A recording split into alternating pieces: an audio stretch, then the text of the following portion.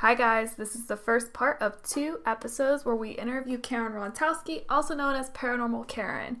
Now, before we get into the interview, Arlene has a quick message for you. Hey guys, we just want to take a second to let you know where you can find us at. You can listen to our podcast on all major podcasting networks like Stitcher, iTunes, and more. You can also follow us on Instagram at ETTA_ARLENE, on Twitter at edpro_PGH, on Pinterest at ETTA_ARLENE, on Tumblr at ETTA_ARLENE, and you can go to our website to subscribe for some Reiki. Thanks for listening.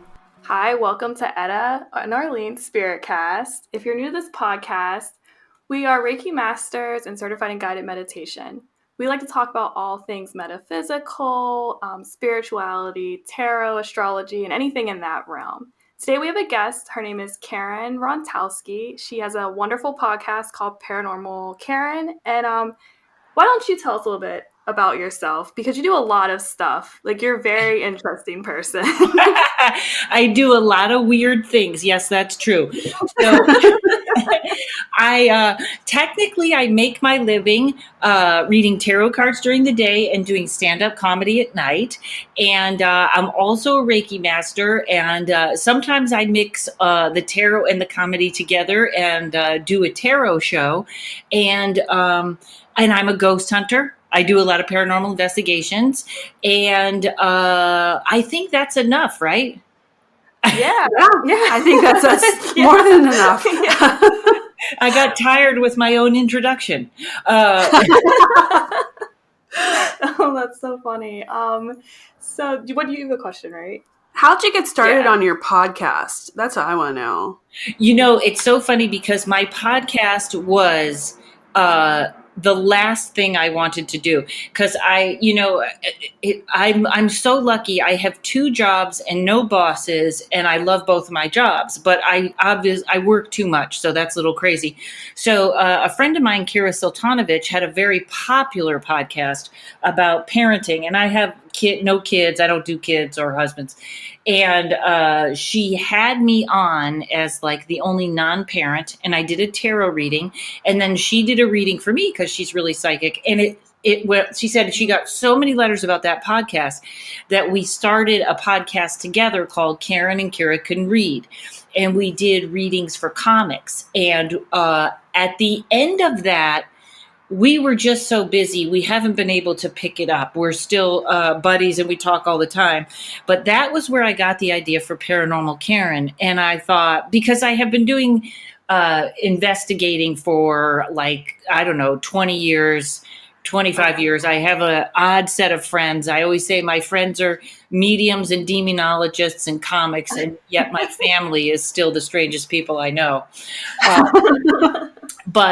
So I just started with my friends, and then I did not realize the podcast was what, people come to comedy shows, but people love podcasts, and it just has been so much fun to do. And I think so. It really I would have never done it had Kira not started me on the other podcast. And now I'm searching for guests everywhere and just having a blast with it. Oh, that's awesome. That's so awesome. I like that you have tarot interweaved in everything too. Like, you have the stand up with tarot and then the podcast. So what started tarot? What got you into it? Well, I was always had experiences when I was a kid, and I went, and I think I still refer to this lady as my teacher, and her name is Jackie Valdez. And I went to her for a reading, and she said, "You should get a deck." And I didn't really think I was psychic, but I watched the way she did it, and she started to explain the cards to me, and I thought, if I get a deck and I learn everything there is to know about these cards, maybe I'll be able to put this together and do readings. And I studied and studied and studied for 20 years, and just books and all kinds of stuff, not realizing how much anything like that really supercharges your intuition and gets, it's not just about learning the cards. It sort of taps into what you're doing. And my intuition really started to develop. And then I had been doing 20 to 30 weeks a year on the road doing comedy. And I was like, I am so tired of traveling that I said, well, maybe I can do a little tarot on the side and make a little, money there and not go out so much. And then the tarot exploded. Like it became like my schedule was full so quickly that I was like, oh, now I got 2 full-time jobs. And now I'm getting ready to teach an online class. Hopefully it's going to be up in January. But, everybody's psychic and people don't quite know how to develop it. I always find the cards are such a great way to start because there's so much knowledge, or there's so many books out there, and they're just a nice kind of a training wheel for some, and then obviously for others a lifetime like me. So with some people, like, will they start using the cards, and then as their intuition gets better, do they find that they don't need the cards as much?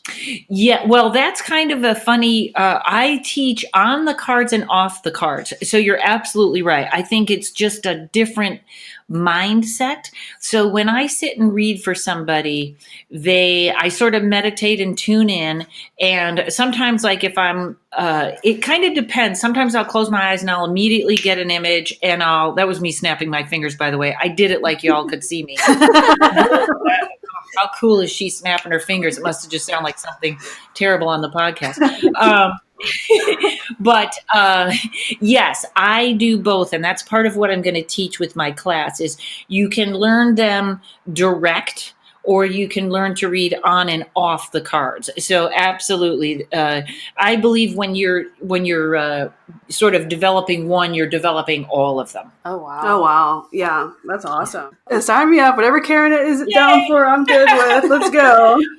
Well, there's some fun intuitive exercises too that help out everything. So there's a bunch of stuff that people can do to develop, I was like reading a book, and it's talking about all of the clairs and how like, some people have one clair in particular that stands out. And I learned about claircognizance, which I thought was interesting. I'd never heard of that before. And it's just like that knowing. So would that be something that happens when you do tarot? Yes, and it happens in a couple of different ways. And you guys being Reiki masters, you're already sort of tuned into that. And it's funny, I take classes at Rhine Education. It's parapsychology classes and stuff like that. And it's very interesting because I remember the first day, an intro to parapsychology, I used the word vibration and I was shut down immediately because they're very lab oriented. If we can't prove it in the lab, we don't want to hear about it, kind of thing. So yeah, it's fascinating though, because even their experiments with mind over matter, and they're all believers because they have tested this stuff.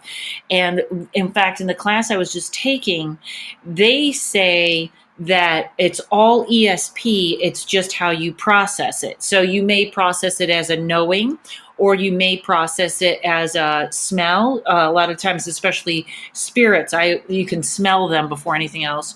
And you can develop, I know, it's sometimes. Yeah, I never knew that. Yeah, a lot of times ghost hunting, you'll be in an abandoned place and all of a sudden perfume will come by, or cigarettes is a big one when they used to smoke. So, but there's exercises for all. And if you meditate, because I find the most interesting clairaudient, which is hearing things, but it freaks a lot of people out. Yeah. So do you have that? Sometimes it's not my strongest, but the next time you meditate, what you want to do is what they say, and what we say in our class, is it's extended sensory perception. So I don't know if you've ever seen, witches do this a lot. You could be talking about someone way across the room and you'll see that person turn around and look at you like they can hear exactly what you're saying. And it's not exactly that your ears are so good that you can hear it. But if you meditate, and like when I'm in my house, I listen to every sound in my house. And that could be a clock ticking, that could be the heater working, or my dog snoring. And then I extend out further. What can I hear out in the street? Can I focus on out on the street? Can I hear some grumblings from the apartment downstairs? And you would be amazed at how much input you're taking in through hearing that you're not aware of. And that will develop your clairaudio. And then you can do it for all your senses. You can do it visually, you can do it for your memory, and then you will start to find psychic things, like you said, cognitive. I can't even say the word. That it sounds like that's probably your Reiki coming through. You've already processed the information, but you can sharpen all your senses when you just remember it's extended sensory as well as extrasensory. Okay. Because see, when her and I were talking about the clairs and how just like knowing things that'll happen, like, we were on a trip with our friends and my friend's upset because this guy didn't text her. And then I just looked at her and I said, oh, it's because it's not 2 yet. And then at 2:00, she gets the text and then we were just like laughed about it, but it just like happened. We laughed. We looked at each other like, okay. Yeah, because we've been, interested in this. And it just like, I don't know, I just felt like, yeah, it's just not time yet. But I never thought of that stuff as being like a clair until I read that book, because I always think like, oh, I'd have to hear like a voice or like see this image or something like that. It's been really interesting, like learning about that. Even with Reiki, like you just kind of know where to go and you feel the energy. But I didn't realize that was actually something that is, You're already there, sister. You're already there. And that's an awesome example. The other thing, like by being Reiki masters and feeling energy, you're already halfway there because you believe, because almost like the first 80% of learning to be psychic is learning that you can do it, that you're good at this. And if you keep a journal, a little private journal of all the times that happens and take a little like, oh, this was really cool today. I knew exactly when that text was coming. It'll start to build your confidence and you'll start to believe more, which is even better. And it's so funny. This is such a weird thing to say, but sometimes I'll be reading for someone and I'll read the cards and then I'll start talking and all this stuff is coming out of my mouth and my brain is going, who is saying this? What are you talking about? Yeah. And that sometimes when you're in that zone, that's some of the most accurate information sometimes. Wow. Yeah. So that probably flew out of your mouth. Like he's going to text you at 2. Yeah. I just said it to her. I just looked down and I said, yeah, it's because it's not 2 yet. And then, we're hanging out and at 2:00, she got a text message. On the dot. Yeah. Awesome. Just time between us. Yeah. All the time. Mm-hmm. All the time. Yeah, you always call me whenever I pick up the phone. Yeah. It's her call. Like, I go to call her, and then it's her, like, ringing on the other line. Just little random stuff. Yeah. I thought it was because we were related. I didn't know that was, like, that's so cool. You guys probably have a real telepathic connection. You can actually kind of hone that. And, too, sometimes I just saw someone talking about, like, she was saying clairaudient is not always a voice that's outside of you, although sometimes it is. Sometimes it's almost like a voice in your head. So I was watching this medium that's really good that had a different interpretation about it. So I think I just get nervous when someone tells me there's rules and it has to be like this. And then I'm like, nope. Yeah, exactly. I can't stand that. Yeah, and everybody's experience is different. Yeah, too. You can't just outline it. This is how it has to go. Yeah, exactly. I'm always curious about visuals. She's had visuals. I did. And when we got attuned, I had crazy visuals as well. Wow, what did you see? I initially saw color, and then I could like sense the presence of like other energies in the room as well during it. And I almost felt like, I don't know how other people have been except for you, but I felt like I was kind of being held down slightly.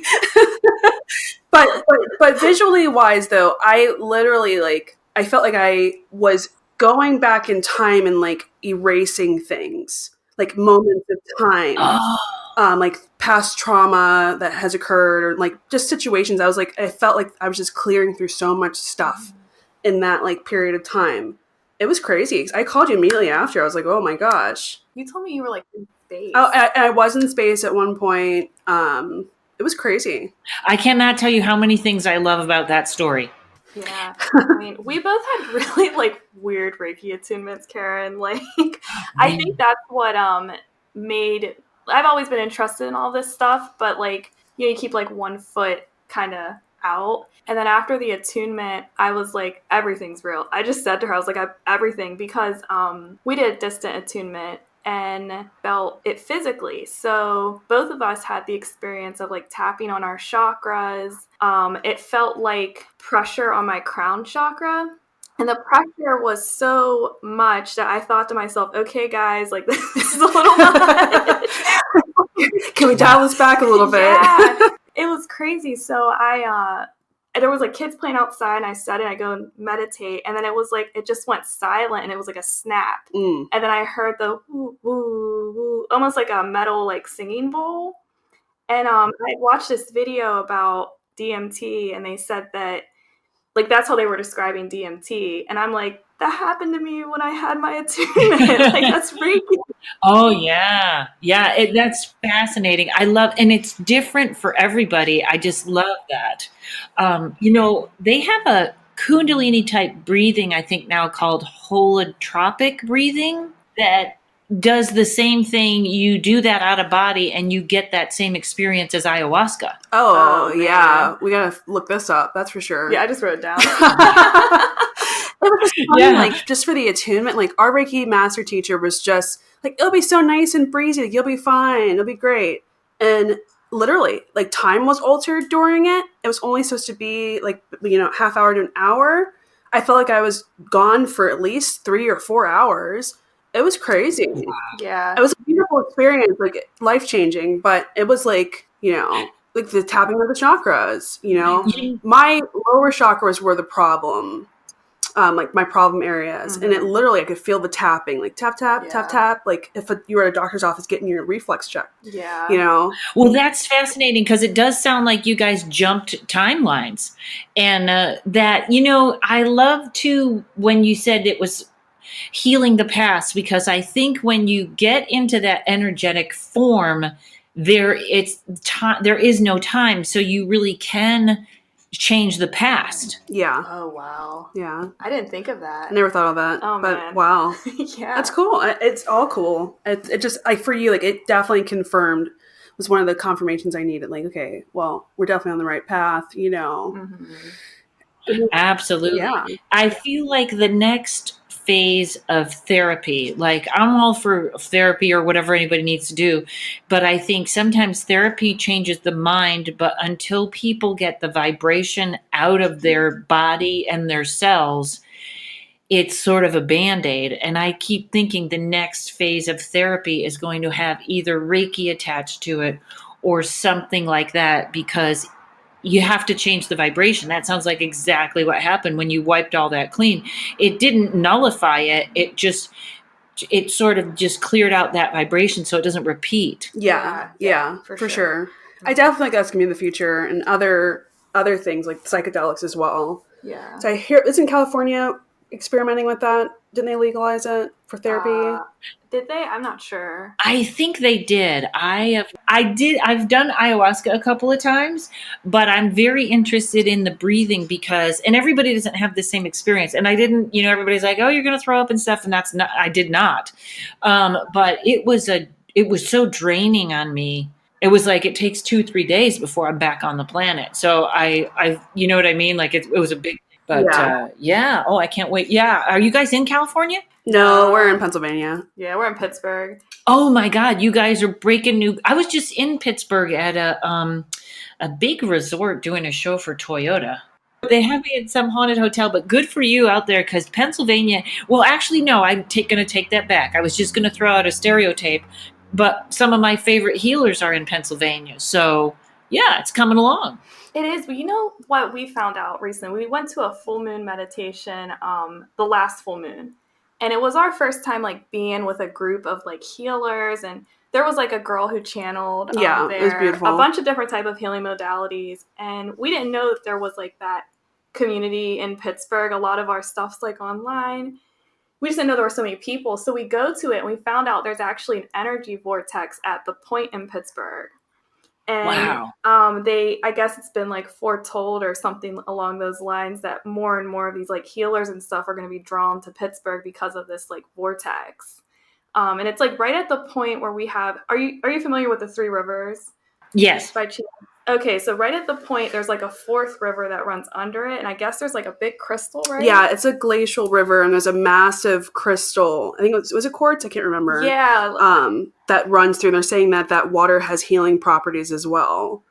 Wow. So, yeah. Do they have any trouble with the portal? Do they have any trouble with darker things? That's a great question. Sure We're going to have to reach out and ask questions. Leave it to me to scare everyone. I'm sure, because there's a lot of weird, like, paranormal stuff that occurs in Pittsburgh. I know. Like, I'm sure there's some sort of, like, underbelly of, like, we have this theory that there's this, like, secret, like, paranormal, like, underbelly to the city. Should I tell her about the immortal? Yeah, tell her about the immortal. Okay, so I used to work at the museum, and the museum's, like, super haunted. Ooh. And our brothers worked there, too, and they were actually security guards, so they were able to go into, like, all of the nooks and everything. And they had, like, a bunch of stories about the museum itself.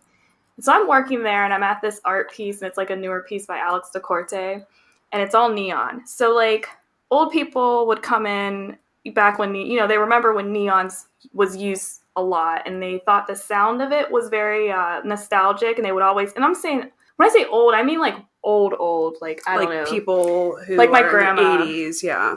80s, yeah, 90s. like, just like they're walkers, like these are very old people, and they're just talking about the sound of this neon, and I would just nod along. So one day this guy comes in, and he looked like he was like 35, like max, and he had a long ponytail, and he was like really like calm, and I guess he taught like history or something, and then he goes, "Oh, the sound of this neon, it's so nostalgic." And I was like, "Well, that's really interesting you'd say that. You're kind of young to say that to me. I always hear this from older people." And then he goes, "Well, no, I remember this. Like, Pittsburgh used to have neon everywhere." So he starts talking about like old Pittsburgh as if he was there. And I'm trying to register this because the way he's speaking to me is too old for how, like, he looks. And I keep saying to him, "Well, no, you don't understand. Like, when I say older people, I mean, like, older than our parents." And he's like, no. Like, listen, he's telling me this. And then by the end of the conversation, he goes, "Well, no, you don't understand. I'm a lot older than I look." And the guy, I thought I, like, misheard it, but the guy next to me looks at me, and we make eye contact, and we're just like, "Oh, okay." And then he just like strolls away. I'm like, wow. Yes, I mean, I believe I'm an immortal, like up and down. I don't care what anybody says. Well, what would immortals do? They would work. Teach art history. You would teach art history. Work at the museums. Be a professor. Right. Teach something. Like you would. I know. It also, the arts. The arts would be if you're going to be stuck here for a long time, the arts are the most interesting thing about humanity, I think. Yeah. Oh, for sure. For sure. It captures everything, Like Yeah. You have this visual reminder. Yeah. I think I don't know. If you're ever interested, I have a friend that his job is museum restoration, and he's one of my go-to guys for paranormal information. He's a paranormal investigator, and he's great. And he actually had experience because he was one of the first guys to work on the stuff they brought up from the Titanic. Oh, wow. Oh, man. I would love to talk to this guy. Oh, my goodness. Yeah. And all that art stuff, I mean, artists are so passionate that I bet a lot of the objects are haunted as well. Oh, absolutely. Yeah. Absolutely. Yeah. There's a place in Nevada called Virginia City where I've been investigating there quite a few times, and they I didn't realize that it was built. It's literally frozen in time from when it was first a silver mine, a gold and silver mine. But the city is like that. It's built on crystals, or there's crystal mines under it. And I think that kind of energy is just opens up portals and brings everything in. So I'm sure that place in Pennsylvania, I have a theory that's what happened to Atlantis. Okay. Oh. Huh. I think, or maybe I didn't make this up. Maybe I can't remember, but I think where Atlantis is, there's all these crystals. And I think we're also talking kind of close to the Bermuda Triangle. Mm-hmm. And I think they had so much that it actually kind of changed the gravitational pull, because they say the Bermuda Triangle was figured out that it's a gas that's coming off of the planet that is messing up things. It's messing up as the planes go over the navigation and stuff. But it just seems like there's too much in one area when you're talking crystals, and now there's gas and now the city's underwater. I think it has a lot to do with that pull. Yeah, for sure. Yeah. For sure. Or I could just be nuts. No, it makes complete sense. I heard about the gas. I did hear about that. Did you? Yeah. Huh. Yeah, I mean, maybe. Yeah, we had no idea there was a crystal at our point until we went to that meditation. But I guess it's like, I didn't look into it too much because there's not a lot online about it. But from what I found, they were talking about how this point in Pittsburgh is also referenced in like the Mayan calendar, I guess. Ah. And I guess it's supposed to be this place of healing. So they're trying to do these big group meditations every month for the full moon to really like kickstart that. And there were a lot more healers we found. Yeah, there's a handful of Reiki. And there's the access bars. There's someone who did access bars. Yeah, there was the Vedic. There was just anything you can imagine. They were there. And then we did get to meet a channeler, which we kind of fangirled her a little bit. Just like we're doing here. Yeah. Did you guys get your access bars done? No. Not yet. I really want to. I listened to your episode and we were talking about it, and I would love to. Me too. I haven't found the person to do it yet, but I thought if it sounded exactly like that, I want to see what that feels like. That'll be my next healing. Yeah, for sure. You were talking about trying to get it. We met a guy here from that meditation, and he does it, he does it. Yeah, he's an access bars practitioner. She was talking to him about trying to get into it. I would love to. So hopefully she can break through. Yeah. Well, track it down. If it's meant to be, it'll be. Yeah. That's what I say. Reiki fell into our laps. Yeah, I believe that. Yeah, I believe in divine intervention. Mm-hmm. Yeah. So for your paranormal investigations and for your tarot, do you have like any tips for energy protection? Yes. First of all, I think I have sent out 100 times this book called Witch's Shield by Chris Penzak. And I haven't gotten him on my podcast yet, but he runs I don't know if they prefer Wiccan or pagan, but he runs a church in Salem. Ooh. And he is all about love and light, and his books are fabulous. And the first two books that were recommended to me were Witch's Shield and Spirit Allies. And I think anybody that starts with those two is on the right course. But I just had I had a friend who talked about having an animal circle her house. She never had trouble in her house. And I live in an apartment building that's very, very old. And needless to say, there's a lot of ghost traffic, you could say. And being that I do my tarot readings from my home, there's a lot of energy in this place. In fact, I always laugh because when I'm away, my friend that's a demonologist stays at my place. This is how a conversation with Karen goes, right here with this sentence. And my animal communicator friend said that when Tommy, my demonologist friend, comes, all the ghosts, she says, it's like a bus pulls up, and all the ghosts are like, okay, Tommy's here, we gotta go.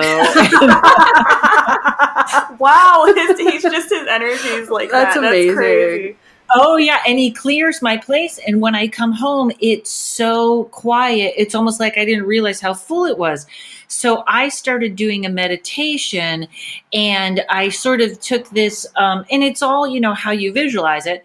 And I just sort of visualized a dragon, and I named it Majestic. And as I sit and meditate, that dragon goes corner to corner, blowing white light around my whole place, and then fills the middle. And it just is a great way to start that imagery. And it actually sort of has turned into even bigger. But since I just started that imagery, I mean, you could do it with a ball of light or your hands or Reiki, however you want to do it. And my place has quieted down so much that any habit like that, I think it's like Tommy would always tell me, if you're burning incense every day or essential oils, which I can't do anymore because my dog can't breathe well, but they're just that's just like paint, like it's protection paint, a layer on top of a layer on top of a layer. So any habit like that, but that's my new one right now. Oh, that's good to know. I mean, we make candles, so we're always burning something. Burning so we're just something, yeah. unintentionally like Clearing. Yeah. I was just going to say that like instinctually, you guys are already protecting yourself. Wow. Yeah. Wow. Yeah. We actually like switched to essential oils from the fragrance oils we were using to Sinus problems. Yeah, she had sinus problems. Yeah. But wow. What about like oil diffusers? I love those. Those were the ones, like my little dog, he's 16, so he has a few lung problems, but I literally will use one. I will close the bedroom door and use one of those in there while we're in the living room. And then when we go to sleep at night, I will do it in the living room. I feel like those with lavender, or if you can get some dragon's blood, or I have Palo Santo oil, all of that. Lavender is always the go-to, especially if people are having trouble with ghosts in their house. Lavender is the go-to. It just calms everything. And a vanilla is the opposite. So a vanilla is kind of to get things going. So any of those, and any one that makes you feel great gives off that. Yeah, I think essential. I love diffusers. I love them more than incense because the smoke. But once a week, I burn a dragon's blood resin and I just clear out the place. Oh, okay. That's why I have dragon's blood incense I burn. You've just been doing it. That's what I've just been doing. Yeah. I think dragon's blood is the best because that's the one Tommy made me a little thing of it. And whenever I come home, I can always smell it. And then I went and bought some. But yeah, I think dragon's blood is a little bit of the throwdown, does everything. Because I bought some Palo Santo, and then Tommy's like, well, that's more for curses. And I was like, where do I get all this information? I need this information. Yes, me too. What? I didn't know Palo Santo curses. I didn't thought know it was that. like negative energy, not curses. Oh, it could be some negative or the same, or, he's just, Tommy is somebody that is, first of all, it's always kind of a misnomer that a demonologist, people think he's all in black and it's very heavy. He's the most upbeat, positive person I know, because he's like, that's how you keep your energy clean. Stay positive, stay in gratitude. And he has just studied since he was a kid. And it's, the more books you guys are instinctually, you're starting to know things just because you're taking in information and more books and more podcasts, and you start to know and you start to find different opinions and work what works for you. But yeah, I use all of them. So I don't think I've been cursed, but it's on its way out anyways. Our brother thought he was cursed for a moment. Yeah, well, he's dating an Italian mystic. Yeah, there's like she's amazing. We're gonna interview her actually. Yeah. So she's from Italy, and we learned from her that Pittsburgh has this like another underbelly. Yeah, these like a group of like Italian mystics. She's like giving us all jewelry, and she gave us both an evil eye, but she's like, no, let me give you the evil eye. And we're like, okay, thanks. And she gives us this ring, and we found out there's this 90-year-old guy, and he's one of the last like people who clears this like Malachia. Yeah, these certain curses. That's like his specialty, and he'll like clear it for you. Interesting. And he's done our brother. Yeah. And they all hang out at this Italian restaurant, and we're really blowing the top off of their secret organization. She's like, "What did you do? Why'd you do that?" We didn't have any names. But she just had us captivated the one night. She just started talking about. I didn't know why she was. I don't even know why. Our brother thought that there was like that ghost or something attached to it. Remember? And an attachment. Yeah, and so she just like. Just tells us everything. She's like, yeah, I read tea leaves, and then I do this, and it just escalated more and more and more. And but she didn't say anything about Palo Santo, so I'm gonna definitely tell that to my brother if he ever gets paranoid. I don't know, he's like paranoid all the time if there's something like that could attract it, I'm sure. But this is Tommy's rule of thumb, but in fact, you'll love that book, Witch's Shield, because the first thing I think he talks about is his grandmother used to clear that. And she did it somehow with an egg or something, or it's pretty fascinating. But Tommy was what I sort of learned from my friends was Palo Santo, when you burn it as a stick, gets rid of negativity, and sage brings in light. And I just interviewed some paranormal investigators that were great, called Native Paranormal Seekers. And she was talking about how they grow their own sage and they program it for what they want. So everybody has a little different variation. Yeah, that's what I was doing, actually. Yeah, our brother is growing all of these herbs right now to make bundles, like sage bundles, but he's doing like different herbs for them. Oh, good for him. Yeah, they're really smell really good. Our family's just all in. Yeah, there's 6 of us, and we're all some kind of something. Yeah. Wow, you guys, you should do some telepathy exercises, because being that you're all sort of on this same plane and you're all connected, I bet you would have incredible results. I would definitely agree. I'm definitely going to try, because we're all extremely close. Like, my sister's my best friend. Like, we're all extremely close. Yeah. And have this kind of like connection. All 6 of us. Like, people laugh because we're all like best friends. Like, you hang out together all the time. Yep. Yeah. Our That's sister's amazing. like in high school and she hangs out with us. Yeah. Like, we're planning our one sister's 21st birthday and we're like 11 years older than her. And they're like, why? And she's like, they're fun. Wow. Can I be codependent and give you guys some exercises? Codependent controlling? Yes, please. Yes. I was taking notes this whole time, by the way. I'm a Leo. I can't help it. I'm controlling. But I would, if you guys do this exercise, I'd love to have you on my podcast and see how it turned out. Because see, I learned all this stuff in the parapsychology class about how they would do it in a lab. And you guys seem to have a different control group, which would be even more interesting. But even Michelle Belanger makes these cards, or start with ESP cards, or cards that have a limited amount of symbols before you go out further. Or you could pick 4 playing cards or something like that, and just start with that exercise with people in different rooms with timers, card, and see how it goes. And I bet you guys could build to a point where you could be headlining Vegas with a show. 6 of us. If it's meant to be, it'll be. and I'll be the sleazy producer, taking 25% of everything. And then you'll have to curse me. Oh, no. Yeah, we're going to try that for sure. Yeah, we should. Yeah. They would be down for it, I think. Oh, yeah. Yeah. Do you guys have an ancestry with the paranormal, or do you know, I bet you have ancestors that are lined up and ready to help? Well, we have like a really weird family. Like, our grandma can hear banshees on the one side, and the other side has some weird stuff going on too. And we thought that was just like how families were, but turns out it wasn't. Yeah. Wow. See, there's something to your ancestors. Oh man.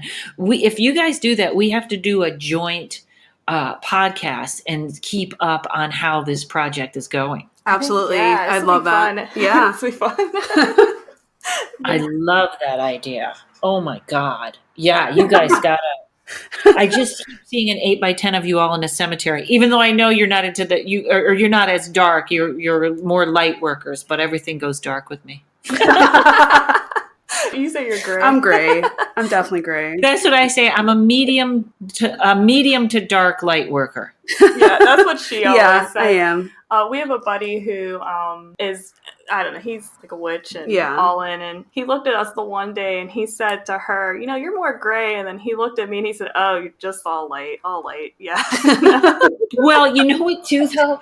There's a good mix there, because I think sometimes people force and say they're all light. Like me and Jessa Reed always laugh about the phony light worker. Like, if you're not seeing your dark side, you're not in touch. Yeah. Yeah. There's not a single. So, yeah, definitely. You have to be a person. Like, you're here, you have this experience and you're here to learn too. So if you're like ignoring these pieces and you're not really learning, I don't know. I think that's why we're incarnated here anyways. To learn. We're all incarnated to learn. Yeah. So Choose our lessons. yeah. Yeah. Yeah, this is practice. I think being a human is practice right now. Yeah, well, I'm reading Dolores Cannon. We actually did a last episode about past life regression, and Sorry about the motorcycles. That's okay. I have so much traffic there's a sirens and motorcycles. And I think it's odd, not to interrupt you, but I always think when I am talking with someone and it hits sort of what I call a disturbance in the matrix, or information that is sort of a little out there, it gets really loud. Like the matrix is kind of like... Oh, that's weird. Yeah, it's weird because as soon as we started talking about Dolores Cannon and past life and stuff, oh, that's weird. Okay. Got very like, wait a minute, who's talking about that? We need to shut this down. Goodness, that is weird. Yeah. Yeah, we just did an episode about this Dolores Cannon that I'm reading, and we've done past life regression before, and we weren't really fond of it. Just because of I had a weird past life regression, and then I don't know, it just didn't call to us. But we were talking about Dolores Cannon, and one of the big things in her book is she talks about how you keep getting like reincarnated to learn. So you're learning lessons in each life. And that's why like kind of you're here. And I like that. I think that's kind of nice, you know. Yeah. Think about mine was easy. I was just a housewife in the 50s. Your past life? I was just a sad housewife in the 50s. Yeah. Oh, that's funny. I had a woman tell me I was in the circus in my last life, and then I had a man tell me, another man told me that I was in the circus in my last life, and then the last guy didn't believe in past lives, and he asked me why I wasn't working in the circus. And I thought, either I was a man on the high wire because I hate heights, or maybe I was a tarot reader. Yeah. Because I have such a connection to those cards, but you can't leave me hanging. What was your bad past life experience? So, like it wasn't like I hear people talk about violent past lives. It wasn't like that. It was so I'm an artist. I I went to art school and everything, and it really like resonated with me this past life. I go and it's almost like Renaissance or something like that. I'm not sure what time period, but I had like this gown on. I was like in Europe, and I was a painter, but I was a girl. And I had this like male, I guess he was like a patron, and I was arguing with him, and he had like betrayed me. So he did something where he wasn't like my advocate anymore. And the weight of being like a female and like relying on this individual to like sustain me and like be like this voice saying, no, she really is an artist. Just because she's a girl, like, don't listen to that. She's an artist. And then all of a sudden he abandoned me. Like he abandoned that. Like we were arguing because he was no longer interested in like helping me anymore. Wow. But I also felt like he was a friend. So I had these like really sad feelings, like I lost a friend and like my livelihood. And it really kind of stuck with me, especially because I do paint now. So I was like really freaked out by it, and it just, I don't know, just the vibes kind of threw me off. So wow, that's so interesting. That's like a story waiting to be told. I wonder who that person is in your life now. Ooh. I didn't think about Never thought that. Yeah, I wonder who that is. She had mentioned to me that she thought maybe because I'm just now like open to having like my own art. Like I went to school for graphic design, so it was like, oh, I'm doing art, but it's commercial art. And then I completely like abandoned like that, like do our own thing. But I never really was like, oh, these are my paintings, and this is my art show. And I'm just starting to do it now. And so she thinks maybe something from that like past life trauma made me feel like I couldn't be an artist. And in this life, I'm kind of breaking through that, like working through that and doing art again. Awesome. You beat it. You win. Yeah, that's what he was saying. Yeah, that's what I was thinking immediately as soon as you said it. Mm-hmm. Oh, that's great. Already. See, you guys are so connected. And, there's something about, I just started drawing, and it's just I think that right now there's so much information being downloaded to us that we can't express it all in words. So I think your art is just going to be, it's like Denise's art. It's like, holy cow, what's going on? But I think art is going to be a new expression, an exchange of information like it never was before. Wow. Yeah, that's interesting. Like our whole family's involved. Like our sister's in school for fine arts right now. The other one's going to school for it. She went to actually everybody went to school. We all went to art school. I'm like reflecting back. Yeah. I love your family. Why am I not in your family? I want to be in your family. Like just a bunch of like Musicians, artists. A whole bunch of hippies. You're my children. You're my children. That is so fantastic. I love all this. You guys really are just free spirits. Y'all hippies? Seems like it. Yeah, no, Awesome. We're just kind of like doing our thing. We're just doing whatever we want to do. Yeah. Oh, that's awesome. Wonderful. I can't wait. You have to keep me, if you have an email list for your art, you have to keep me on it to see it. I can't wait. Yeah, I will. Yeah. I like literally just started the Instagram like a day ago. But I wanted to create like a body of work. So I like paint it, but I wanted it to all kind of match. So I don't know, it just looks good on the feed. I think my graphic designer like background kicked in and I'm like, no, you need to have this palette so it looks good all together. At least for the collection. Yeah, like this collection is this. So I was like, I need to make a new body of work. So I went to get a couple paintings. So I have them done now, but I was like, wanted to have them done. And that way I could like start promoting it. We were thinking about maybe like infusing Reiki in some of the art. Just, why not? Absolutely. And we'll plug your Instagram right now. What is it? The art one is ETTA the artist. Mm-hmm. And then our main one's ETTA ARLENE. So, but yeah, ETTA the artist is it's like a day old. Yeah. That's all right. I'm on it. ETTA the artist. Okay. Yeah, and our main one's ETTA ARLENE. Yeah. I follow all artists and anybody that takes pictures of octopuses. I love octopuses. I know some people say octopi, but it's octopuses so they can shut their octopi hole. I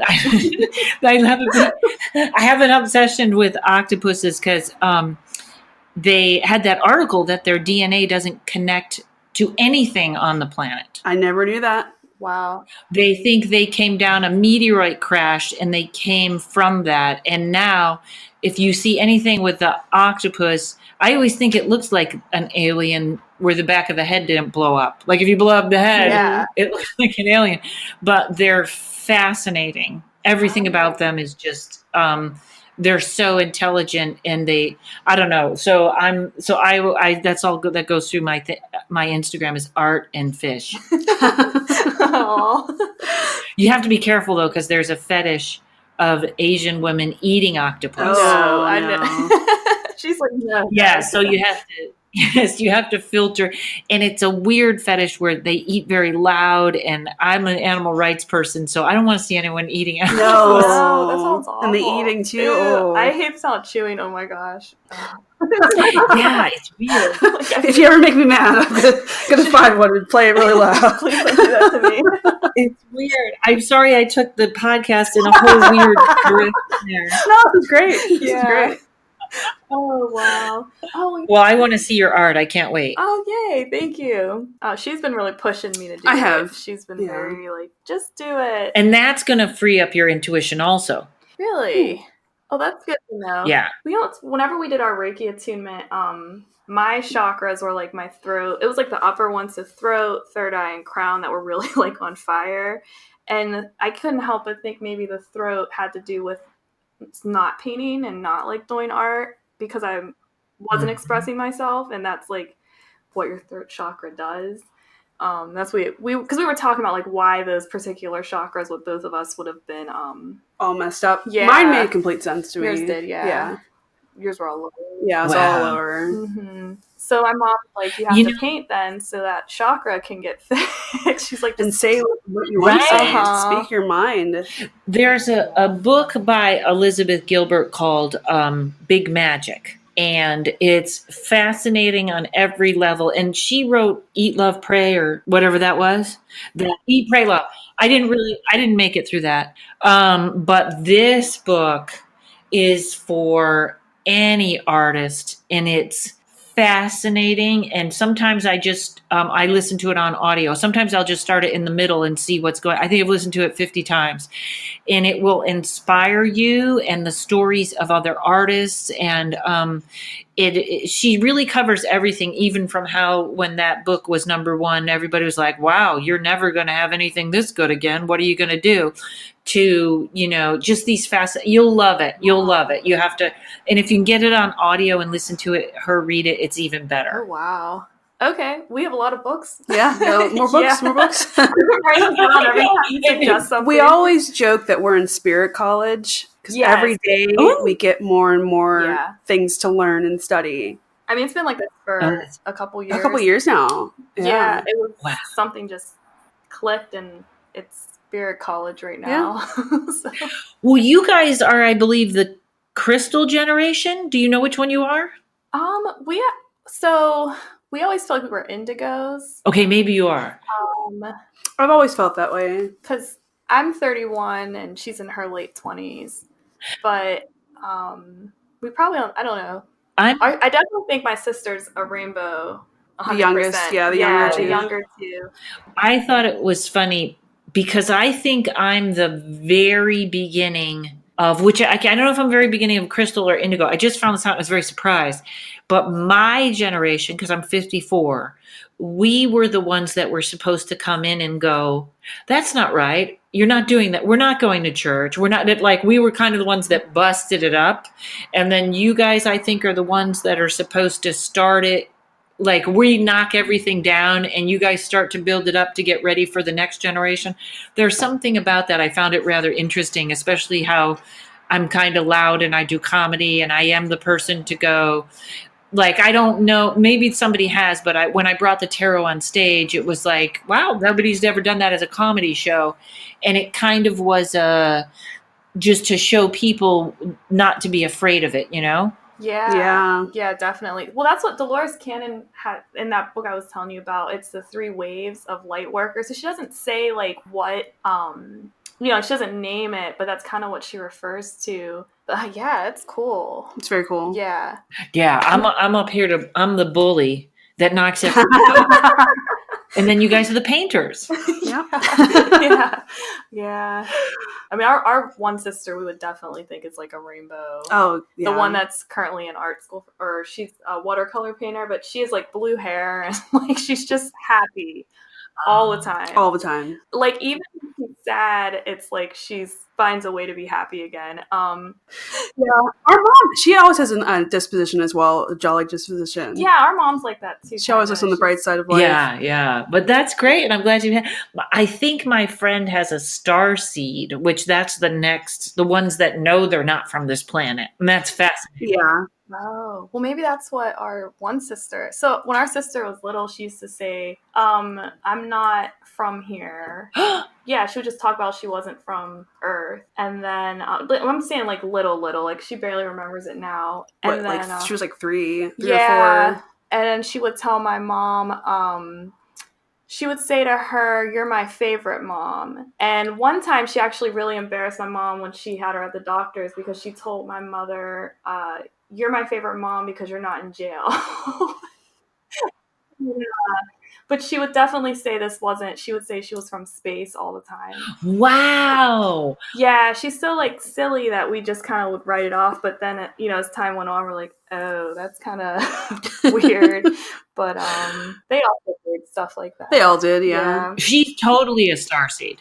Yeah, she, the lady I know, her son won't let them say anything bad about anyone in the house. Really? Oh. Little kid, and talks about what the world's going to look like soon. Wow. Oh, wow. Oh, man. Yeah. That's interesting. Yeah. Yeah. Okay. Really enjoyed talking to you. Yeah, thank you. Thank you for doing this with us. And I have like a list of things now that I want to look up. Yeah. We got to start practicing. Oh, yeah. I have a list. We got to do our experiment.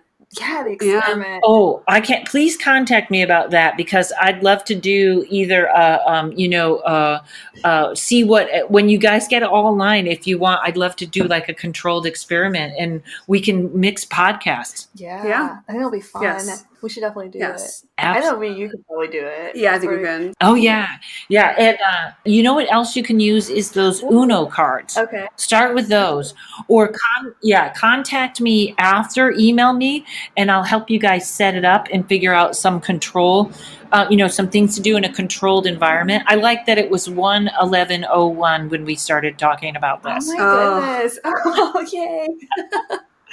Yeah, no, I would find this fascinating, and I could try and give some guidelines. And if you need an outsider to sort of process the data, I would love to. Okay, cool. we're down. We're down. Yeah, 100%. we're in. All right. Convince the other 4. Yeah. We're in. Yeah, or start with 3. Yeah. Yeah. Now you got my mind racing. I love this idea. That's I love really this. fun. Well, where can people find you, Karen? Everybody can find my podcast at Paranormal Karen. You can find me at paranormalkaren.com or KarenRontowski.com. You can book a tarot reading. You can find out where my shows are. I think the podcast, whatever else. And if you are having something scary or have a question about ghosts or, the darker stuff, please send me an email and hopefully I can help you out. Okay. Cool. All right. Yeah. Thank you again for being on our podcast. You got it. You ladies are awesome. I'm glad we're new friends. All right, guys, we hope you enjoyed the first part of our interview with Karen, and our next episode will be a mini episode, and we'll be talking with her about energies that are held in different locations and in your home and how to deal with those energies, especially when you're traveling. Okay, so now it's time for Reiki. As usual, at the end of every podcast, we like to send our listeners some distant Reiki. We advise that you do not drive or operate any vehicles during this mini Reiki session because Reiki sometimes can make you sleepy. So for this session, all you have to do is sit back, relax, and be open to receiving the energies. We like our clients to meditate, but you don't have to. You'll still get the Reiki energy. The music will change, and when the music stops, the Reiki session has ended. Thanks for listening. Bye.